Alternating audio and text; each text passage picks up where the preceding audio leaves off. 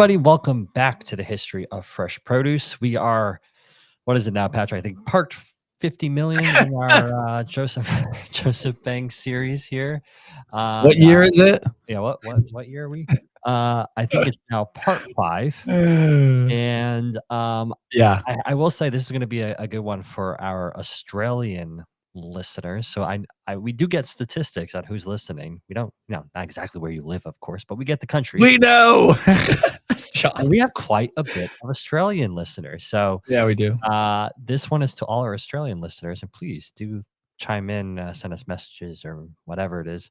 If we got Don't send a punching kangaroo though. No, we don't want that. Don't send that in a big box or something. But yeah, in our last episode, we left Joseph Banks at the height of his influence. You know, older, still young though. 35. 35. Knighthood secured, presiding over the Royal Society, quietly but decisively shaping Britain's imperial imagination. Botany Bay, once that distant footnote from Cook's voyage, has now entered the political bloodstream.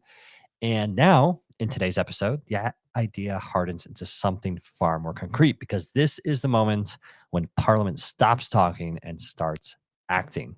Depends on paper and committee rooms and cabinet meetings is all very soon to become one of the most consequential journeys in British history. A floating prison, a botanical experiment, and whether anyone quite realizes it yet, So crazy. the foundation of a new society on the far side of the world. It sounds like the start of a bad joke. A prison, a garden, and an empire walk into a bar. Yeah, exactly.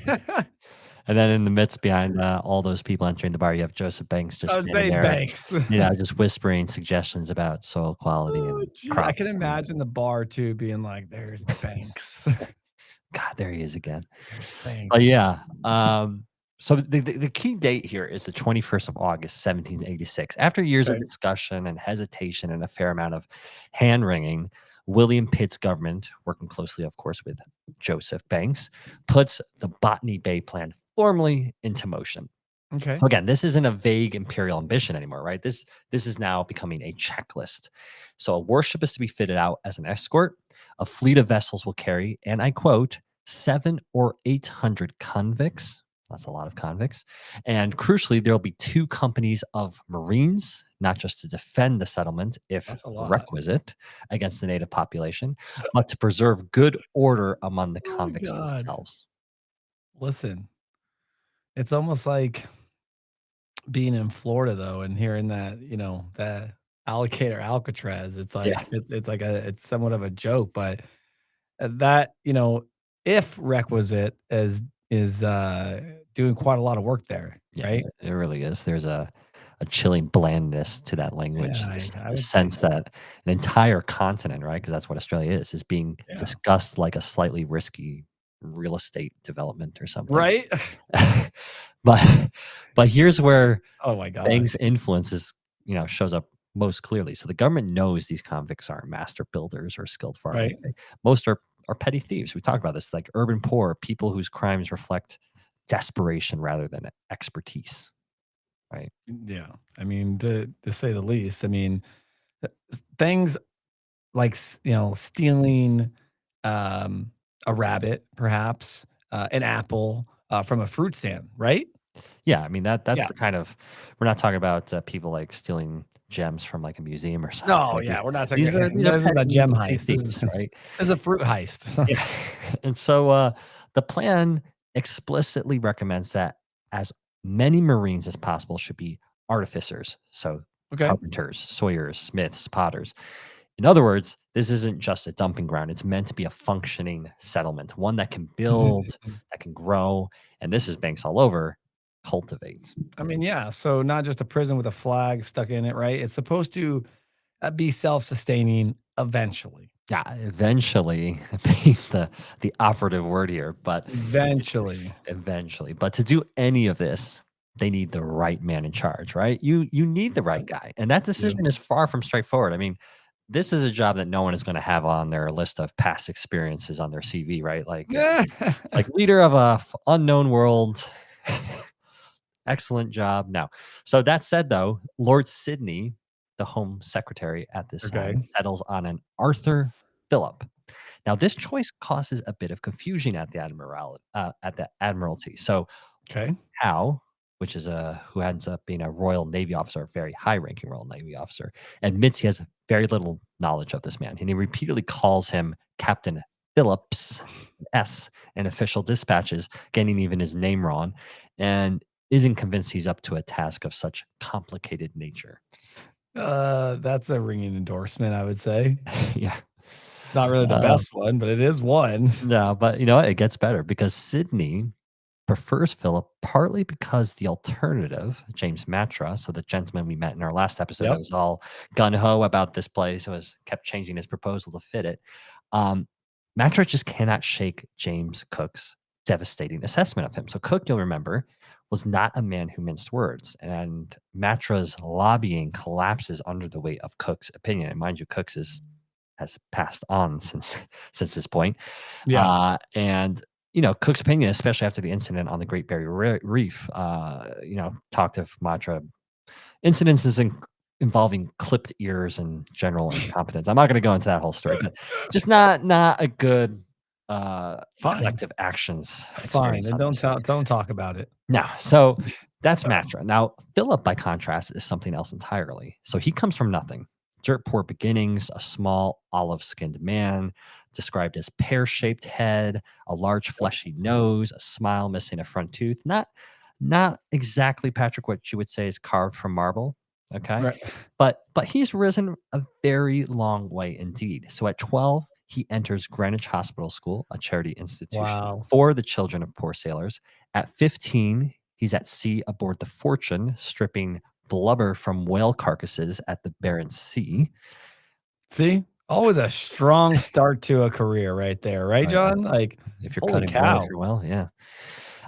So that's 15. At 16, he's in the Royal Navy. He serves through the 7 Years' War, fights at Havana, becomes a lieutenant by 24. In peacetime, he tries farming unsuccessfully, marries a woman 16 years older than him, Wow. also unsuccessfully. And then he reinvents himself yet again as a captain in the Portuguese Navy. Now, there he ferries convicts to South America and fights the Spanish. Later still, he's recalled to British service, commanding a 64-gun ship during the American War, or what we call in America the Revolutionary War.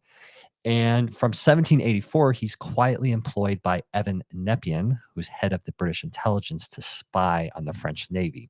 Ooh, And by 1786, Philip has a reputation. He's cool, he's calm, he's competent, I like which it. is precisely what Sydney wants, right? That's the kind of guy you want leading a brand new world. So, 2 months after the heads of a plan for Botany Bay are drawn up, Philip is appointed governor designate of New South Wales. And on the 6th of December, George III signs the Order in Council. Parliament has chosen its destination, quote, the eastern coast of New South Wales or some or other of the islands adjacent. So not fast forwarding, but going to the Little few bit. months ahead, on Monday, the 7th of May, 1787, Arthur Phillip arrives at Portsmouth to take command of the First Fleet, 11 ships, lying at anchor off the Isle of Wight, two naval vessels, three store ships, six convict transports, between 750 and 780 convicts, about 550 soldiers, sailors, and family members. And this ends up being the largest single contingent of ships ever to sail on the Pacific, Patrick. Yeah, and no one involved has ever seen where they're going to. Yeah, which Nobody. is really the amazing thing. I mean, I mean, this at is least nowadays we've got like the internet to like look, like I'm going to Berlin. You could see what's out there. You could see where you're going. Like yeah, but no one knew anything. They were like, "Hey, it so is if we take the 3rd star from the sun, like travel the wind current, right? Think yeah, about it." there's no insight into like what that area is going to look like. Right. And Philip is not just building a prison settlement, you know, by an act of parliament, he's founding Of a course colony, not. right? One intended to secure Britain's strategic position against the Dutch and Spanish, open new Asian trade routes, and if all goes well, of course, turn a distant shoreline into a profitable outpost for London. Okay. And all the while, our friend here, Philip, is writing to Joseph Banks. So from Rio de Janeiro, he sends word that he's collected four different kinds of Ipecacuanha. Ooh, I'm sorry, I'm not sure exactly what kind of plant that is, but apparently it's an interesting plant that he thought Banks would enjoy. And sounds he plans interesting. to cultivate these plants in New South Wales when he arrives. He also loads the ship with Banks recommended plants. So Banks is having his own line of plants here. So he grabs some citrus, cotton, coffee, indigo, cacao, grapevines. It's a traveling greenhouse wrapped inside a penal colony, is what it is. Wow. And by January 1788, after 24,000 kilometers at sea and 48 deaths, the ship, or the ships, I should say, because there's a whole fleet, begin to arrive at Botany Bay. Wow. Wow. We have just so much going on. And when Arthur Phillip finally arrives, he discovers almost immediately that Botany Bay is not the place Joseph Banks earlier reports as it had promised. Right, John? Or at least not in the way anyone back in London had imagined it, right? The anchorage is all wrong. The bay is wide, open, and exposed to storms. The water is too shallow for the ships to get in close. And when Philip looks inland, what did he see? Sand, a lot of it, thin, poor soil, not the lush, easily worked ground that had hovered in the parliamentary imagination, John. No, and this is what you were saying, right? They had no idea what this looked like, just what was described. So basically, Banks's botanical Eden turns out to be a bit scratchy. We'll say. Right, or scratchy, sketchy, right? Yeah, and sort of like the early Vikings trying to sell Greenland, although I doubt Banks was consciously trying to mislead people, right? It's just not knowing. But to Philip's enormous credit, he doesn't simply shrug and say, "Well, this is what we were given." Within days, he gets back on a ship and starts scouting. He sails north in the supply, poking around the coastline, looking for something, anything that might actually just work, right, John? And then suddenly everything changes. He enters Port Jackson and writes that he has the satisfaction of finding the finest harbor in the world and which 1,000 sail of the line may ride in the most perfect security. Okay. It's one of those moments where you can almost hear the relief in the pen. Yeah, and this ends up actually being Sydney Yeah. Harbor, right? I mean, the one that we all know now with the Opera House and all that stuff. Yeah, exactly. That is the one. And Juanita was just there actually over the Christmas holiday, our other host to one of our other shows. She's That's got a right, picture yeah. right in front of it. But Philip explores the coves very quickly, right? And he fixes on one in particular: freshwater, deep anchorage, ships able to unload close to shore without heroic engineering. Right? He names it Sydney Cove after Lord Sydney, the man who, not coincidentally, is responsible for much of this whole venture. But one on the evening of the 26th of January, 1788, Philip has a flagpole erected. The Union Jack goes up. The Marines fire their volleys. A toast is made to the king and to the future of his brand new colony. But, and this is crucial, Philip is worried almost immediately. Yeah, because flags don't feed people, do they? Yeah, not quite. He can see food problems coming like a train down the tracks. New South Wales has plenty of interesting plants, beautiful flowering shrubs, wild celery, spinaches, samphire berries, a small wild fig. Philip notes that many of them are perfectly wholesome, but the scale is all wrong. Clearing land, building houses, laying roads, guarding convicts, it's all labor intensive, John. And there are only so many hands. He doesn't think there's enough local game or fish to sustain everyone once the year's supply of beef, pork, rice, peas, and butter runs out. So there's the irony of Philip desperately needs scientific expertise, but doesn't have it. He writes rather despairingly that he is not one botanist or even an intelligent gardener in the colony, and that his knowledge of botany is practically non existent. He can tell there's extraordinary variety in the plants around him, but he can't properly identify, classify, or even exploit them, right? Yeah, which is really, really extraordinary given that this whole Crazy. place exists because of Joseph Banks and Bonnie. I mean, Oh, yeah. you would have thought he would have sent an experienced botanist there. Oh, my gosh. I'm just saying. And yes, and Banks will eventually address, I would say, the absence, right? But Yeah, when he does, it will come at a terrible human cost. Now, in the meantime, Philip does what he can. Most of what seeds, right, brought from what was it? Britain have been destroyed by weevils, a catastrophic loss altogether. Still, what does he do? He presses on, planting 8 hectares of other crops. He has high hopes: oranges, figs, apples, pears, sugarcane, strawberries. But at the end of his first year, writing back to Banks, he's brutally honest. The climate, he says, couldn't be healthier. But without a few good farmers, the settlement will depend on Britain for years. Left to themselves, they would lack all the necessities of life, John. Livestock can't be maintained anymore, right? And Yeah. not in any real quantity. Philip wants abundance, but he knows how far away it is. Yeah, you don't want to rely on Britain from Australia. That's a long way away. And look, this is where the clock really starts ticking, right? I mean, that's only those reserves are only going to last so long. Yeah, and very much so. October 1788, Philip sends John Hunter back to Cape Town abroad. What was it? The Sirius to fetch flour and supplies. When Hunter finally returns in May 1789, the colony is on the brink of starvation. Then it gets worse. The following March, the Sirius is wrecked on a reef at Norfolk Island while landing stores. The crew are stranded for almost a year. Back in Britain, Joseph Banks has effectively become the unofficial expert of all things New South Wales. He works his contacts across government, pushing for help and thinking long term, although he has absolutely no desire to follow his father into Parliament.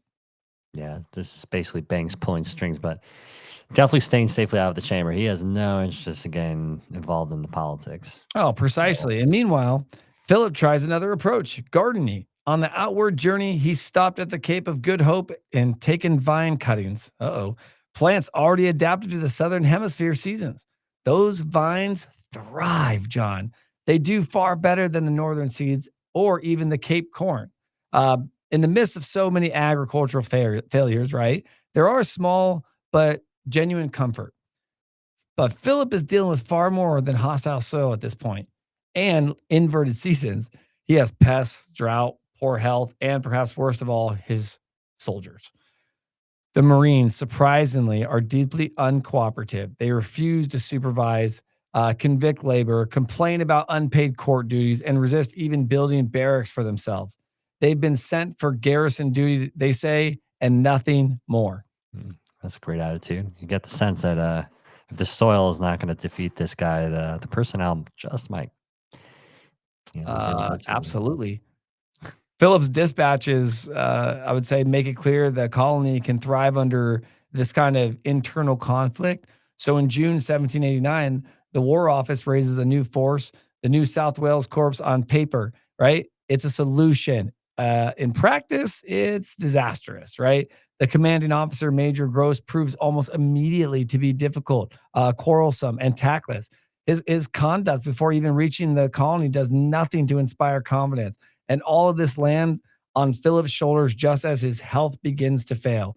So by the end of these early months, New South Wales is balanced on a knife edge: fragile crops, unreliable men, dwindling supplies, and a governor holding things together through sheer force of will, which makes what happens next the desperate attempt to bring food into the colony not just important, but absolutely essential. Yeah, yeah. It's look, I don't think anybody assumed that it was going to be a walk in the park. That's for sure. But it's getting intense. So by late 1789, the situation at Sydney Cove, as you just painted, Patrick, is it's teetering. All right, it can go either way. And Arthur Phillip is just trying to keep people alive on this thin soil, even thinner rations, and even thinner on top of that hope. And just as the worrying news filters back to London, Parliament approves a second fleet of convicts. So that means, what does that mean? More mouths, more pressure, more Here they chances for a come. whole experiment just to collapse. And this is where Joseph Banks steps in again, not as a man on the ground, because remember, he doesn't travel no more. People come to him. He don't go to people. But Exactly. but so not as a travel, but he's playing the great fixer at the center of this imperial web.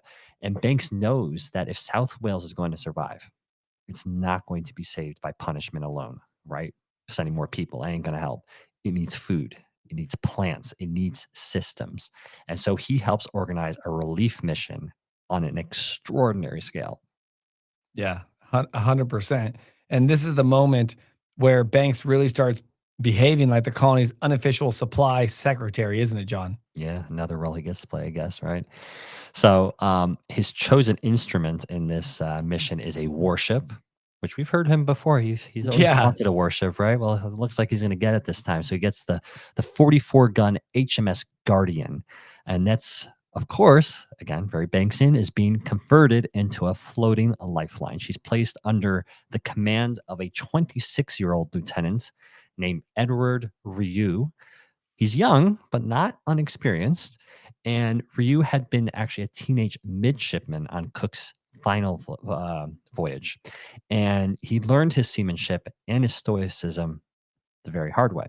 Now, on September 8th, 1789, the Guardian leaves Spithead carrying 123 people, including 25 convicts and supplies valued at around 70,000 pounds, which is absolutely staggering sum. I mean, Wow. this isn't just food, okay, either. This is infrastructure of survival. So there's farm machinery, there's livestock, seeds, and plants, some of which are coming from Kew Gardens, which, as we know, is Banks's pride and joy, and others are being supplied by Hugh Ronalds, which is a respected nurseryman from Brentford on the edge of London.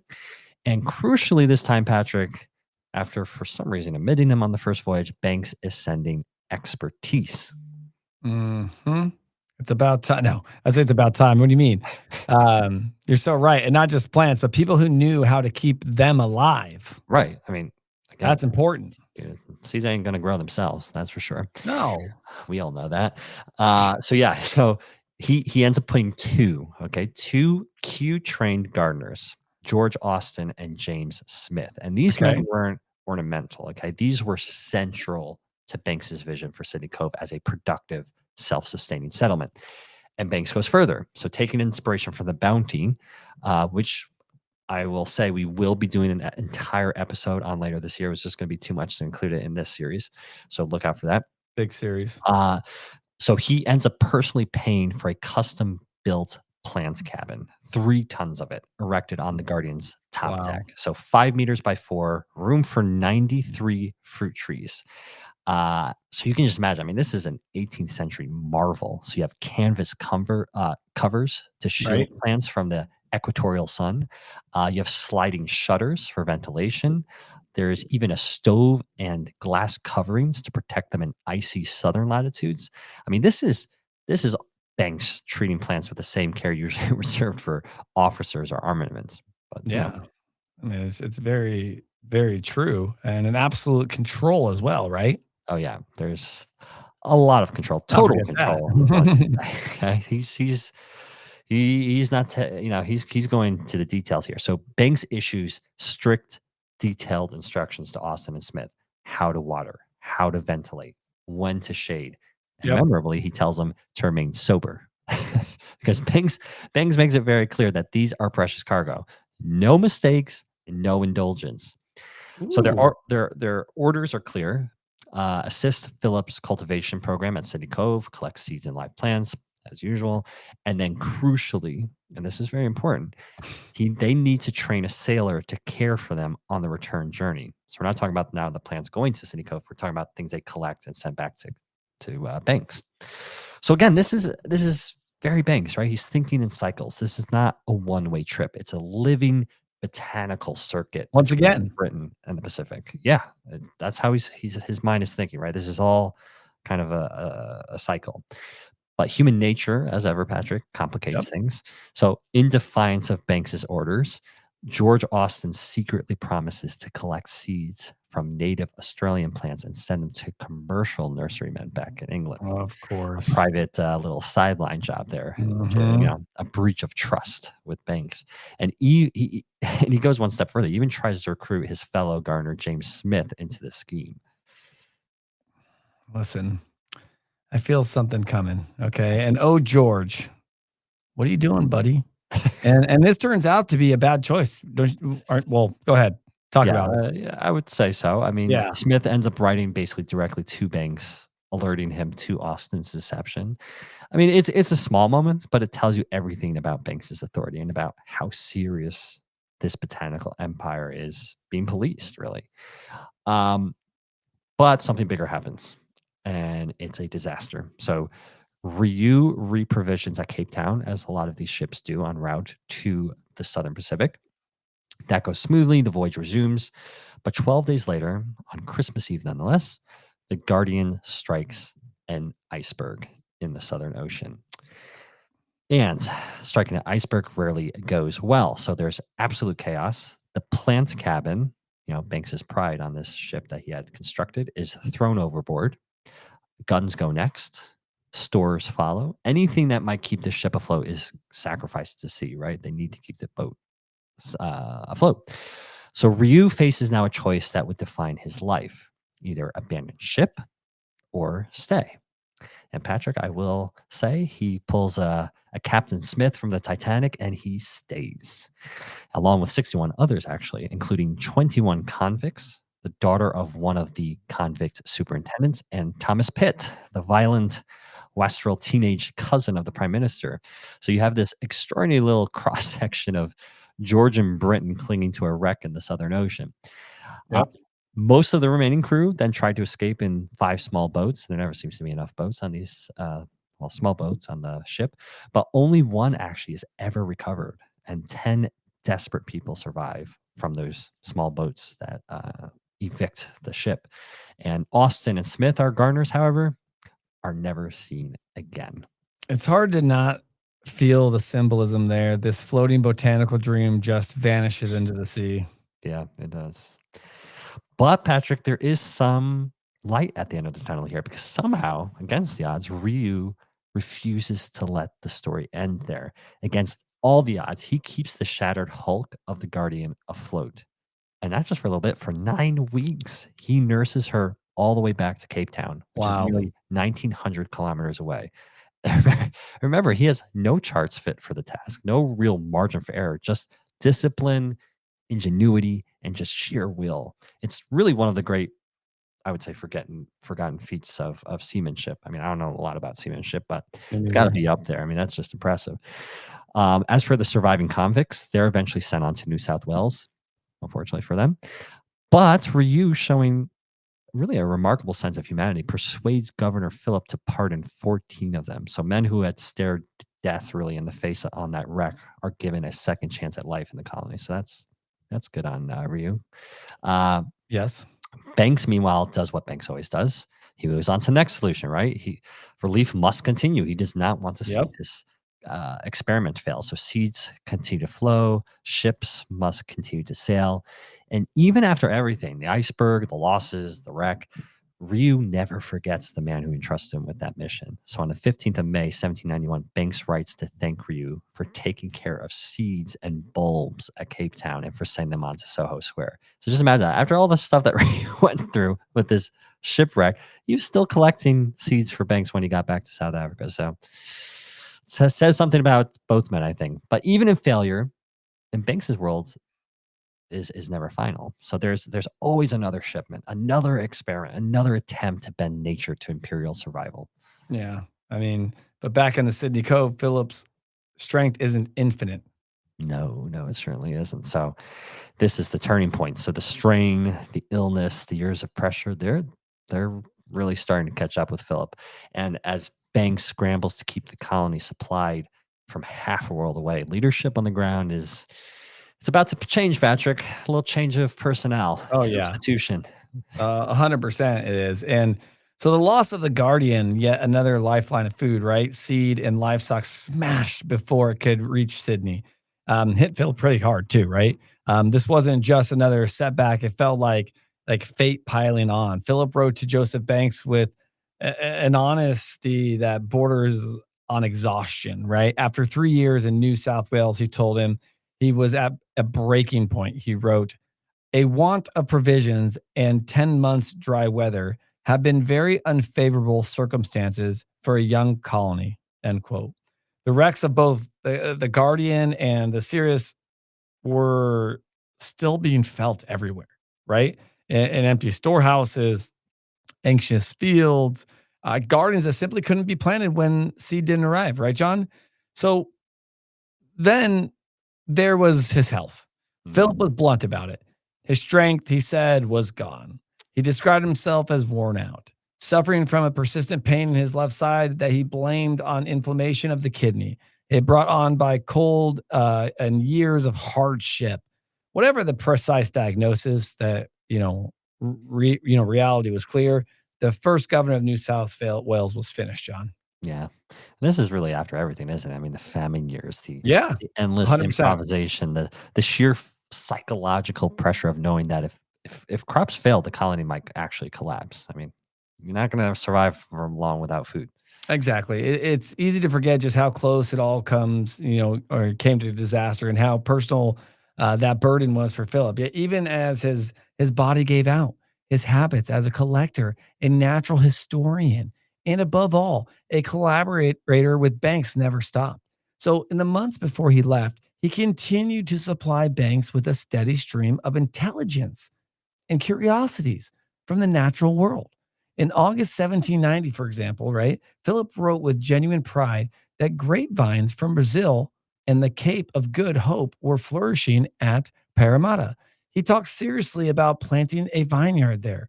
An extraordinary thought when you remember that only a couple of years earlier, the colony had been rationing flour and scrapping seeds out of the ground. Exploration had pushed west to the Nepean River and north to the Hawkesbury. Opening up of that land for the first time suggested real agricultural promise, though.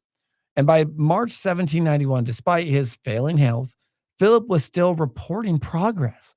He told Banks that he had 50 tubs of flowering shrubs, along with 3 cases of seeds and a couple of cakes of clay, ready to send home. More than 290 acres of bush had been cleared at the Parramatta, over 100 hectares, and 80 of those acres were already under cultivation as gardens.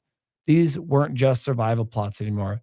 They were the beginnings of an agricultural landscape, John. Yeah, it's really striking how much of this still runs through Banks. I mean, Phillips is governor in practice, but Banks remains the intellectual and botanical center of gravity here. Oh That's my gosh, 100%. incredible. And Banks is the constant here, right? The clearinghouse for information, seeds, specimens, hopes. Philip even promised him live kangaroos dispatched back to England. Abroad, the supply and the gorgon, along with the plants he called the warreta. This was empire being built not just like with muskets and convicts, but with specimens, soil, and science. At the end of 1792, Philip finally accepted what he had resisted for years. He could not go on.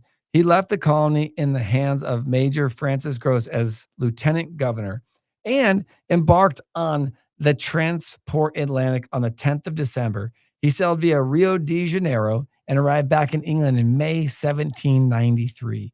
Physically broken, but leaving behind something remarkable, a colony that, against all odds, was viable. Yeah, yeah, and this matters enormously for what comes next because when the next governor, John Hunter, eventually arrives to take over, he doesn't really step into chaos. He's stepping into something fragile, of course, compromised and morally dubious, but it is functioning. So farming and stock raising are moderately prosperous. Wheat is growing luxuriantly. Settlements along the Hawkesbury look, in Hunter's words, quote, delightful and promising. Escaped cattle from the earliest days of settlement had multiplied into herds roaming the cow pastures near the Nepean River. And Hunter wrote to Banks almost immediately, full of astonishment at the soil. And some wheat fields, he ends up actually claiming he could push a stick 6 feet into rich black earth without hitting bottom. So that's pretty good, Yeah. especially for land that was once thought impossible to cultivate. So for Banks, this is vindication. Amid war with France, Spain, and the Dutch, he imagined a future in which New South Wales might outlast a Europe tearing itself apart. So he actually wrote back to Hunter, Banks did, writing, quote, "Who knows, but that England may revive in New South Wales when it has sunk in Europe." That's such a Banks line. Half optimism, half imperial prophecy, right? Yeah. And beneath that optimism, the legacy Philip left behind was deeply complicated because during his absence, Gross and then William Patterson had allowed the officers of the new South Wales Corps to entrench themselves. So basically, rum becomes a form of currency in this region. Convict labor becomes a commodity. And so figures like John MacArthur, we're going to hear more about later in this episode, amasses land, power, and just enormous profits. So by the time Hunter arrived, the colony's food supply might have been improving, but it was being filtered through monopolies, corruption, and really a military cartel that Hunter just could not break. So we're talking about food, labor, alcohol, land, convicts, all of it flowed through the same small group of officers. Yeah, this is where it stops being a story about heroic survival and starts to feel more like organized crime, Yeah, it really does. So rum in particular, again, became the key. I mean, convicts would work for rum when they wouldn't work for wages or punishment. There was right? really even currency around, honestly. And so officers imported this rum cheaply. They sold it at very high prices and they paid labor with it. So you essentially, if you control the rum, you control the workforce. And standing at the center of this Sounds about system, right. uh, volatile, brilliant, and completely unscrupulous, again, was this man, I'm sorry, John MacArthur. And MacArthur. MacArthur had already clashed with Phillip years earlier over his stolen cask of spirits. But under Gross, he flourished. He received prime land at Rose Hill, then more land adjoining that, which would become Elizabeth Farm, along with dozens of convicts to work it. He was made paymaster of the regiment and inspector of public works. And so, in effect, he had his hands on the colony's purse strings, its labor supply, and really its agricultural output. So by the time Hunter arrived, MacArthur and his allies were making profits of 500, sometimes 1,000% on imported goods, while Yeah. selling their own wheat, because again, these guys had farms, back to the government at guaranteed high prices. Yeah, no, 100%. And so Hunter walks into this thinking he's the governor, but in reality, he's inherited a cartel. Yeah, yeah. And 100%. remember, I mean, Hunter was a naval officer, right? He's accustomed to discipline, hierarchy, orders being obeyed. But what he found instead was an entrenched military oligarchy that had no intention of giving up power. Now, Hunter did try to reform things, so he attempted to separate civil and military authority. He forced MacArthur to resign as inspector of public works. He tried to restore control of courts, land grants, and convict labor to the governor's office. And this is the crucial point. Hunter wasn't corrupt. If anything, actually, he was almost painfully honest. But Patrick, as we well know, and I'm sure all our listeners know, honesty is not always enough when everyone around you is Mhm. breaking the rules, right? It doesn't really work. So MacArthur responded the only way he knew how, which was by going on the offensive. So anonymous letters are sent back to London accusing Hunter of drunkenness, incompetence, and even complicity in the very abuses he was himself was Mhm. trying to stamp out. So the charge sheet was absolutely absurd, but it ends up being relentless. Yeah, 100%. London's a long way away, right? It is very easy for lies to harden into truth by the time they cross the world, right, John? Yeah, these aren't phone calls, right? You're having to wait months. So you just get all these things at once. And, Hunter defended himself vigorously, writing again and again to the authorities, explaining the realities on the ground. And Joseph Banks, importantly, remained sympathetic. Banks knew the difference between agricultural success and political stability. And he understood just how poisonous what became nicknamed as the Rum Corps had become. But the damage at this point is done. So in November 1799, a dispatch arrives from the Duke of Portland recalling Hunter to England. And it was, in effect, an admission of failure, not necessarily Hunter's failure, but the government's inability to control its own colony. So Hunter lingers around for a few months, waiting for a replacement, and finally departs in September 1800. He hands over the government to his lieutenant governor, Philip Gidley King. And this is where, where the story pivots yet again, because King was no innocent newcomer. He had been with the colony almost from the beginning. He had governed Norfolk Island. He knew MacArthur. He knew the Rum Corps. And crucially, he knew Joseph Banks. And King had already been supplying Banks with plans and seas and just general intelligence for years. And Banks, obviously we know this, right? He thought very highly of New South Wales. He called it his favorite colony, and King was very much his man on the ground. So if we want to think of Hunter as a decent reformer, overwhelmed by circumstance, King arrived with sharper elbows and a clear sense of a fight ahead. Yeah, 100%. And, this isn't just another change in governor. It's a shift in tone, I would say. Oh, absolutely. I mean, Philip basically was the founder. Hunter had been the caretaker. and King was about to become a combatant. But Patrick, question is, would that combatant succeed where his predecessors failed? Or would there be yet another governor on a ship back to England, bruised and beaten? We'll find out after the break.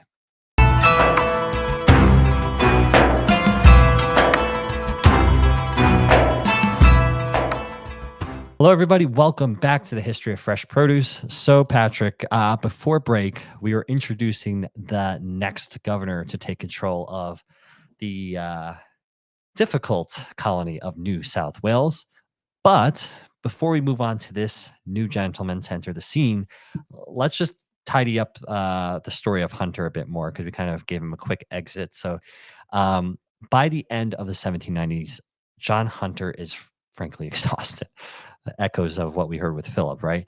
And you can hear it again in his letters. I mean, this is a man who had once written glowingly about the land around Sydney, about what might grow there, about what might be Yeah. built. Just rose tinted glasses, right? But now, after years of grinding conflicts with John MacArthur and the officers of the New South Wales Corps, he's just beaten down. He sounds miserable. Yeah, miserable is probably the right word. Just Uh, saying. he calls Sydney, quote, "a mere sink of every species of infamy." So it's a long way of his initial Wow. impressions, which is not really exact a language again of a hopeful colonial governor. And Banks is watching all this from London. He's getting a steady drip feed of complaints and accusations and despair. I mean, Hunter is just worn out, and MacArthur is entrenched. Corruption is everywhere, and Banks once again decides something has to be done. Okay. So he maneuvers, and in the way we've seen him do before, right? So he does it quietly, politely, relentlessly. And eventually he helps arrange for Hunter to be replaced by a man he knows well, trusts, and crucially believes understands that plants and food are not just a sideshow, but the very foundation of the colony. And that man, again, which we mentioned before the break, is Philip Gidley King. Mhm. Banks always seems to think in roots rather than uniforms. Well, would you expect anything else of Nope. a man like that, right? Absolutely not. That's his thing. But yeah, I mean, for Banks, governors come and go, right? Yeah. There's a whole line of them that he can go through, I guess. But orchards, vineyards, fodder grasses, that's how an Yep. empire actually survives. So King in this particular moment in time is his man, or at least Okay. he's meant to be. Now, even getting King back to Sydney becomes a kind of a farce. So his first attempt to sail in August 1799 is delayed when his ship, wonderfully named Patrick the Speedy, is forced back to Portsmouth. Why, you ask? Because Banks has insisted on loading it with, once again, a heavy plant cabin, rendering it unseaworthy. So once again, the plants nearly sink the governor. He just doesn't learn, does he? I'm No, telling you. I when I read about this, I'm like, how is this Banks just keep making this? He's so fixated on these Yeah. huge plant cabins. Anyway, clearly doesn't learn. No. But it really is the perfect metaphor for Joseph Banks, right? I mean, empire second, botany first. That's how his mind's operating. But that delay has consequences because one of the passengers on that voyage is a young botanist Banks has taken under his wing, and that is George Cayley. Now, Cayley is 29, from Yorkshire, largely self-taught, formerly a stable hand. And 4 years earlier, he had written to Banks, enclosing a moss and a sundew he couldn't identify, despite having studied botany obsessively for 8 years. And Banks, being Banks, doesn't reply. He actually adopts him, or doesn't just reply. I guess he does reply. And so he finds him work at the Chelsea Physic Garden, then at Kew, and he recommends him to the Home Office. And the government Okay. pays for Callie's passage to New South Wales, where Banks actually pays his wages himself, 15 shillings a week. Wow. So, I he's taking mean, care of him. yeah, I would say, and I get the sense Kaylee is not easy. No, he is not easy Tell at me. all. So he arrives in Sydney in April 1800 and settles in a cottage at Parramatta with plans for a botanic garden. Now, King, our new governor, agrees to tolerate what he calls Cayley's prickly temperament so long as he keeps sending plants and bird specimens back to Banks. And Banks apologizes in advance and thanks King for, quote, bearing with the effusions of his ill judging spirit. And he actually adds, Patrick, quite brutally, that had Cayley been born a gentleman, quote, he would have been shot long ago in a duel. So even Banks now, this guy is a difficult person to deal with. But Cayley arrives in a colony rotting from the inside. Okay, there's problems going on here. So the rum trade dominates everything still. Soldiers of the New South Wales Corps, MacArthur's people, are Yep. controlling the imports, controlling the liquor, controlling the land. As we mentioned previously, rum has become currency. So goods sell at absurd markups. Indigenous people are being driven off their land, often killed, as these huge estates are being carved out. And so this is the mess King inherits when he formally becomes governor on 28th of September, 1800. Jeez. Jeez. And he tries to clean it up? He does. So immediately, actually. So Okay. he All right. he goes after the illicit liquor trade. He discourages imports of rum. He even tries to build a brewery, an almost touching attempt to replace chaos with something regulated and sober. Okay. Uh, but he's fighting a hydra, right? Yeah. So convicts refuse to work for anything other than rum. Officers ignore him. Illegal distillation continues. And when King sends MacArthur back to England to face a court martial, he finds yet again that London will not back him. And all the while, Banks keeps sending life, seeds, trees, gardeners. And one of Banks's most important correspondents is William Patterson, who's this Scottish-born soldier, botanist, Royal Society fellow who has been feeding Banks specimens and reports from South Africa, India, Norfolk Island. And so, on Patterson's advice, Banks sends another great shipment of plants to replace those lost on that shipwreck, Okay. right, on the Guardian.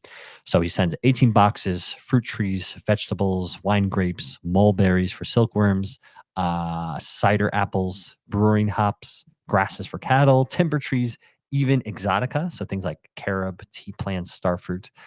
Wow. And the young gardener, George Sutter, shepherds all these plants at Banks's expense through a really an almost comically disastrous voyage that takes more than 2 years. And so, as you can imagine, 2 years of plants on a boat, most of those plants are dead, but Banks still rewards Sutter for his diligence. Listen, he's astonishingly loyal, Yeah, like he is. loyal to the T. He really is. He's Yeah. astonishingly loyal to people and is quite astonishingly patient. So Sutter even settles at Balcombe Hills, Okay. struggles for years, but manages to establish an orange grove, Patrick. So he ends up actually selling oranges in Sydney, 2 shillings and sixpence a dozen. And you can really almost see, Banks smiling quietly in London when he would have heard of something like this, because this is how Banks thinks, how he thinks history moves, not in proclamations, but in orchards. Now, meanwhile, Callie, our prickly little 29-year-old, is roaming around Jervis Bay, Western Port, Norfolk Island, Van Diemen's Land, the Blue Mountains. He's sending back plans, birds, and place names to Banks. He even actually names a peak Mount Banks, so very nice. And while King is wrestling with corruption and Banks keeps planting the future, two younger men are going to enter the scene and they're going to be pushing the boundaries of the map itself. And those are George Bass and Matthew Flinders. Mm, here we go. And that's right. So in September 1800, Flinders writes to Banks at Soho Square with what is, on the face of it, a fairly modest request. Help me get backing for a proper voyage around New Holland. But Banks immediately sees the stakes. Europe is at war, Napoleon is on the march, and the last thing Britain wants is vague, half known southern continent becoming a French science project by default. Yeah, So no, Banks does what Banks does best. He leads in on the Admiralty and convinces them this voyage isn't optional, it's urgent. classic Banks, right? Science with a stopwatch on it. Got to move. Right? Exactly. Botany with a geopolitical edge. By January 1801, Flinders is given command of the Investigator, 76 men aboard, including his younger brother, Samuel as lieutenant, and crucially, a black and white cat named Trim. Well, we do enjoy a good seafaring pet in the history of Fresh Rose, don't we? We had the goat before. Now we got a cat. Absolutely. So Trim had been born on HMS Reliance on the way to Sydney in 1799. As a kitten, he fell overboard, somehow survived, and then hauled himself back up the side of the ship on a rope Hmm. Flinders adored him. He admired his resilience, which frankly was a useful trait on his voyage. So this wasn't just a naval expedition. Banks made sure it was a floating laboratory. There were 10 civilians aboard, 6 scientists, and 4 servants. And the East India Company even chipped in 1,200 pounds of what Banks cheerfully called table money. Which makes it sound like lunch expenses, but that it definitely is not lunch expenses. 1,200 No, pounds. it's funding with strings attached. Flinders is told it's there to encourage the men of science to discover such things that will be useful to the commerce of India and into finding new passage, right? So, yes, draw the coast, but also find plants, minerals, roots, anything that can be turned into profit. Banks handpicks a scientific team, the botanical artists, Ferdinand Bauer and William Westphal, Peter Good and Cutrain Gardner, John Allen, a miner turned mineralogist, and the astronomer John Crosley. Though Crosley's health fails and he leaves the voyage early at the Cape of Good Hope. Banks also loads Flinders up with books and charts, including Dutch instructions once given to Abel Tasman. This is imperial knowledge being handed down like a family heirloom. Flinders, for his part, is deeply grateful.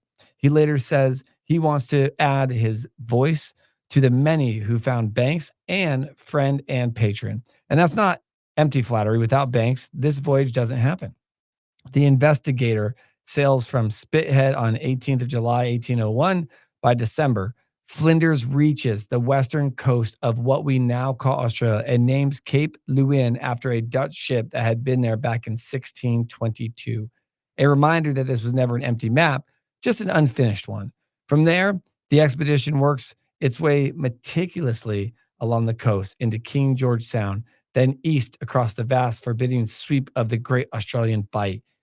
More than 2,000 kilometers of coastline. Yeah. And this is proper grounding or grinding, I would say, surveying work. I mean, there's no heroic dashes, just relentless Oh, measuring. I mean, that's yeah, what they're doing here. 100%. It's exactly, I mean, geez, Measure, measure. think, think about that. I mean, that's a lot of coastline. So they chart Kangaroo Island, the York Peninsula, St. Vincent Gulf, and then on April 8th, 1802, Flinders runs into history head on. He encounters the French explorer Nicolas Baudin, sailing under Napoleon's orders with the Geographe and the Naturalists. Now, Britain and France have been at war for 10 years. These Mm. men should be enemies. Instead, science takes precedence. They exchange information, notes, discoveries. Flinders named the place Encounter Bay, which feels wonderfully understated of what's actually happening. Yeah. It's like two burglars bumping into each other in the same house and politely swapping floor plans. Yeah, it's true. And Flinders, then pushes on, explores Port Phillip, sails into Sydney, arriving in May of 1802. But by the time he reaches the Gulf of Carpentaria, the Investigator is falling apart. Rotting timbers leaks everywhere. The crew is ravaged by scurvy and dysentery. Flinders ahead for Timor, hoping to find a replacement ship. He doesn't. Instead, he makes a brutal decision, limp back to Port Jackson by way of the western coast, finishing the job as he goes, and is doing so he proves something extraordinary, that New Holland is not a series of islands, but one vast massland. The Investigator reaches Sydney again on June 9th, 1803, and is so damaged she's decommissioned on the spot, turned into a floating storehouse. Flinders then boards HMS Porpoise for the journey home to England, which promptly wrecks itself on the Great Barrier Reef. Amazing. The reef strikes again. Man, that reef.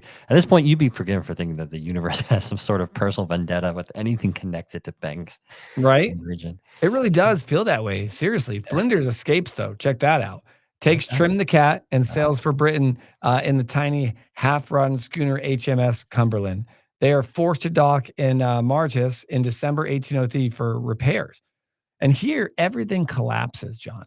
Despite carrying a French pass for scientific voyage, despite even having a letter of thanks from Bowden, Flinders is arrested as a spy.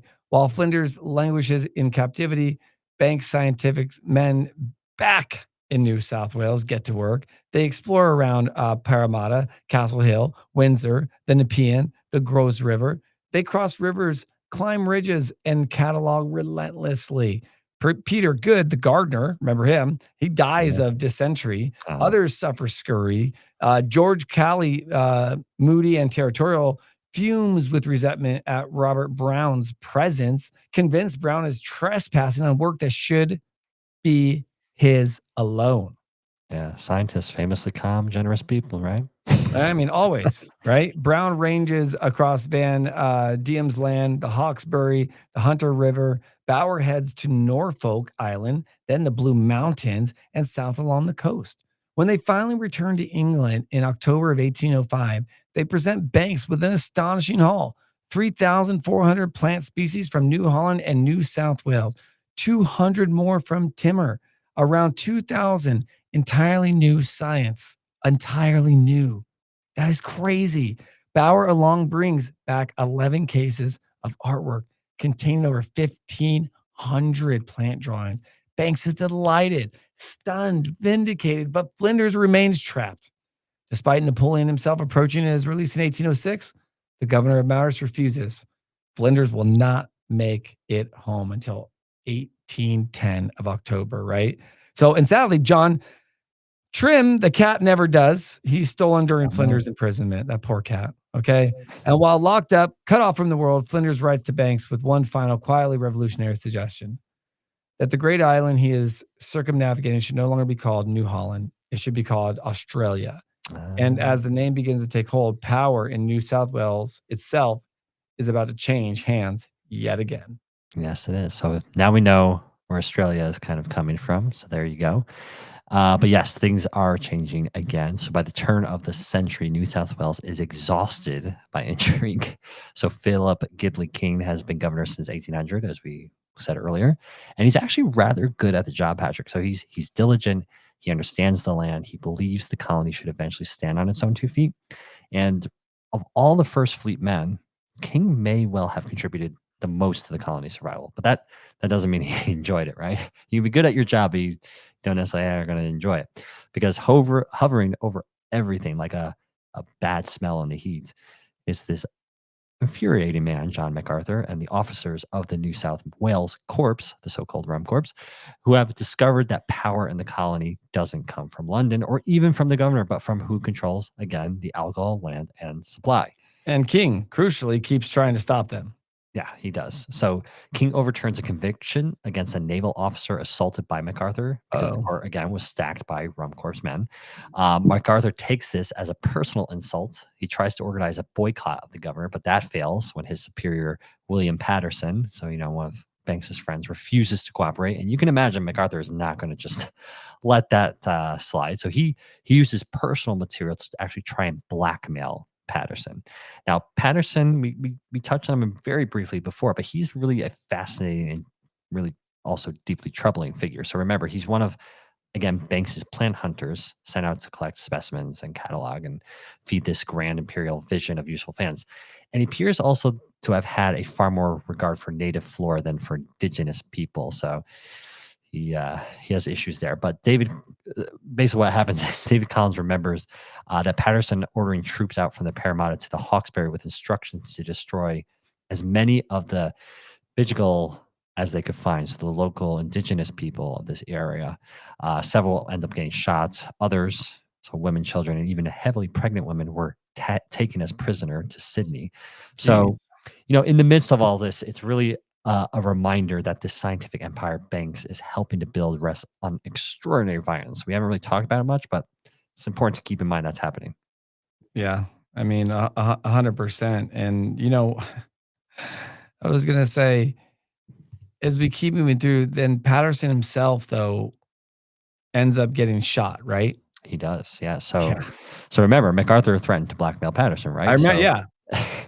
in September 1801, Patterson challenges MacArthur to a duel because that's what you do back then, right? So MacArthur ends up shooting Patterson actually in the shoulder, blowing part of it away. And this duel wasn't actually just about MacArthur's blackmail. So Yeah. their animosity had also been stoked in part because Patterson had complained about MacArthur to Joseph Banks. So Banks is, again, not just this distant botanist here. He's a man whose correspondence actively shapes the power struggles of the colony. Now, getting back to King, he's realizing MacArthur can't be tried fairly in New South Wales.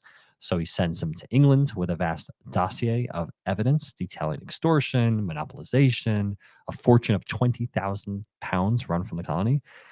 But Patrick, mysteriously, that dossier disappears en route uh, to England. So MacArthur returns in 1805, richer, bolder, and really more dangerous than ever. And as for King, he's worn down. Again, similar pattern here: illness, hostility, constant abuse from officers. His reputation suffers, and eventually he also steps aside. Now, Joseph Banks has been watching all this with growing frustration because what is he in now? Like 3 governors in now. So for years, he's Yep. believed that King has been too soft. And at one point, he even scolds him that while mercy may be necessary after a wrong verdict, mere whimpering, soft heartedness never should be heard. Wow. And that is Banks in full granite mode, right? Yeah, he's getting sick of Jeez. it. He's getting sick of it. And Banks thinks he knows exactly what New South Wales needs at this point. So three governors in, he knows they need a hard man, someone with discipline, someone who won't bend to MacArthur or the Runcorps. And he has the perfect candidate, Patrick. And yeah, I mean, listen, oh dear, Yeah, who's he going to think of next? So here it's coming. Banks wrote to an old friend, a man he admired for precisely the qualities King supposedly lacked. A man, Banks said, with, quote, Yep. integrity unimpeached, a mind capable of acting without leaning on others, firm in discipline, civil in manner, and crucially, not subject to whimpering or whining when severity was required. And so when Banks was asked who that man might be, he answered immediately, William Bligh. Ooh, here we go. And that William Bligh. Ooh, That's right. tell us. Very I want to same. know. So this is Captain Bligh of the Bounty. Again, we're going to talk about this, but a lot of people might have heard of this. Very basically the mutiny of the Bounty is the story. But again, we'll say that for another time. But this man, Bligh, whose name was already shorthand for tyrannical command, Right. Banks though saw something else. Okay, he saw a naval officer who hated corruption, despised monopolies, and had already proven on this, well, a few of them, these breadfruit voyages, that he understood the imperial importance of plants, food, and supply. And Banks sweetened the deal. So he told Bligh that the governorship came with a £2,000 year salary, complete control of government stores, and most enticing of all, Patrick, the strong likelihood of promotion to admiral if he accepted. And Bligh, of course, loved the sound of that. Yeah, 100%. His family, though, less so. Yeah. So Seriously, let's his wife Betsy refuses to make the long journey south. She stays in England with 5 of their 6 daughters. So one daughter, Mary, said to have inherited her father's temper, actually goes with him. So maybe a good pairing. And she actually becomes the colony's rather formidable first lady. Now, Bligh arrives with a complicated reputation. So since his second breadfruit expedition, his career has been a mixture of brilliance and controversy. So he distinguished himself at Camperdown, earned praise from Nelson at Copenhagen, but he'd also been court-martialed for abusive language, ordered to be more careful in how he spoke to his men. Old habits, however, they die very hard.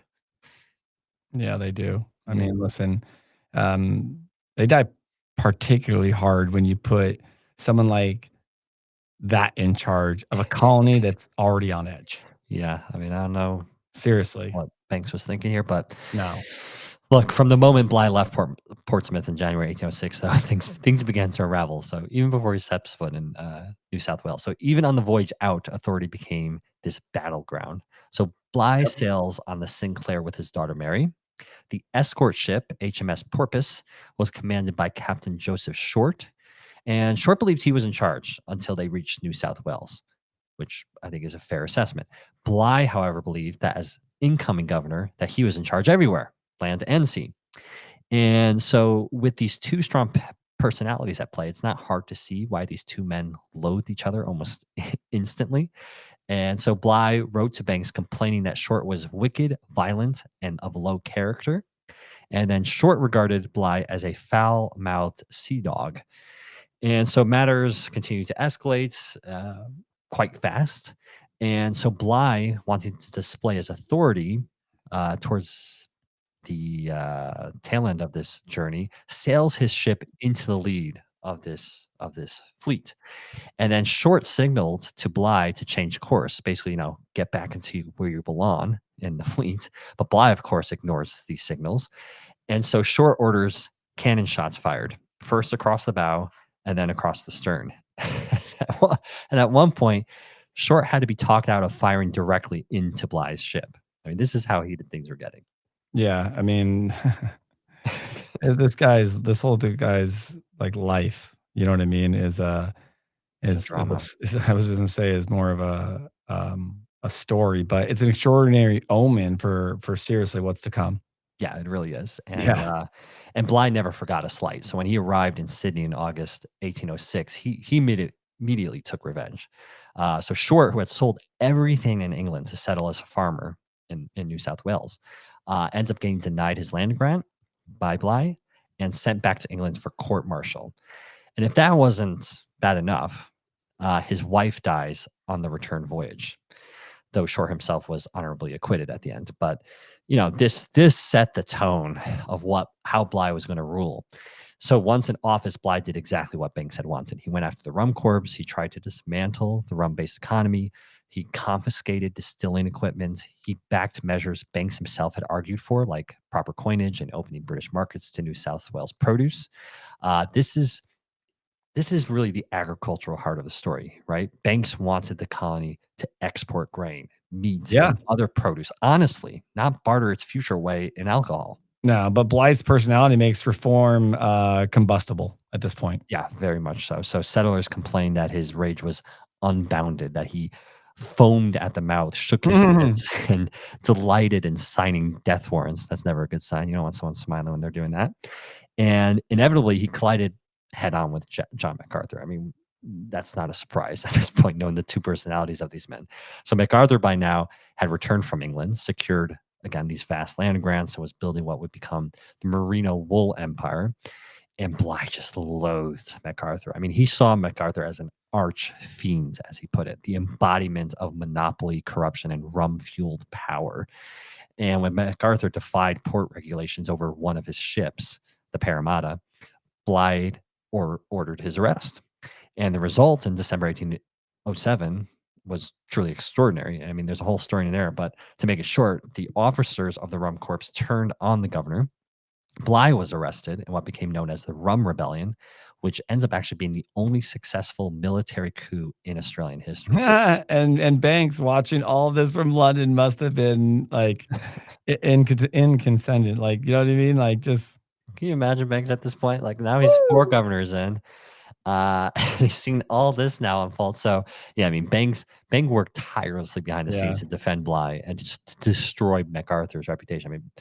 I mean, Banks described MacArthur in private reports as a man who had grown rich only by monopolizing cargoes and selling spirituous liquors at prices all but incredible to reasonable men. And I mean, he tried, he really did, but unsuccessfully to have Bligh restored. But the British government just they've had enough of naval governors clashing with soldiers at this point. I mean, Bligh ends up being replaced by Colonel Lachlan Macquarie, who arrives with his own regiment, Oh, wow. kind of getting the Rum Corps out, replacing it with this new regiment to impose order. And actually, Patrick, it would be Macquarie that would ultimately bring control to the region and allow it to finally grow. Um, as for Bligh, well, after he was deposed and disposed, he agreed to sail back home, but actually lingered bitterly in the colony, kind of sailing back and forth between Sydney and Van Diemen's Land, hoping for Okay. reinstatement. Jeez. And Banks wrote to him actually in 1808, he's getting older now, he's ill, he's crippled by gout, confessing that he really had no longer any strength that he once did. And it's really a surprisingly poignant letter, because it's a reminder that Banks himself was nearing the end of his long career as well. Yeah, and King, meanwhile, fades quietly into history. Yes, he does. So King left New South Wales better than he found it, though his reputation never fully recovered from the abuse he endured. But the legacy of this moment, the choice of Bligh, the clash with MacArthur, the attempt to turn New South Wales into an agricultural, plant-driven imperial asset, bears once again Joseph Banks' fingerprints everywhere. So the early history of Australia is really the story of Banks. I mean, he's all over it.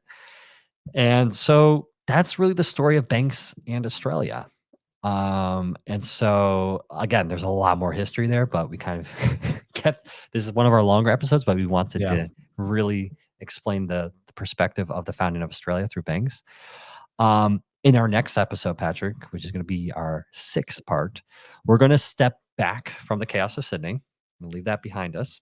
And we're going to look at Banks and his element. And that's Yeah. orchestrating a global network of plant hunters, dispatching explorers across continents, and transforming Kew Gardens into this beating heart of a botanical empire that reshaped food and It's coming. agriculture and empire itself. So get ready for a whole different tone in the next part of Banks. And then after that will probably be our final episode where we'll kind of wrap it all together towards the end of Banks's life and his legacy. So that's what's coming. If you want to hear some botanical explorations and adventures and not wait, you can, of course, join our own. Why not? We'll call it our own Rum Corps. We're a little more organized, not as brutal. Yeah, we're not. Um, We're not. we don't charge exorbitant prices for Nope. our Nope. services. Just download the app. Go to app.theproduceindustripodcast.com and support the show. And you'll see the options on how to be an HFP club member and get all the episodes ready to go and a lot of other cool features about fresh produce. Absolutely. So if you're part of our club, we will see you momentarily. Otherwise, until next time, it's goodbye for me, John Papp. Goodbye from me, Patrick Kelly.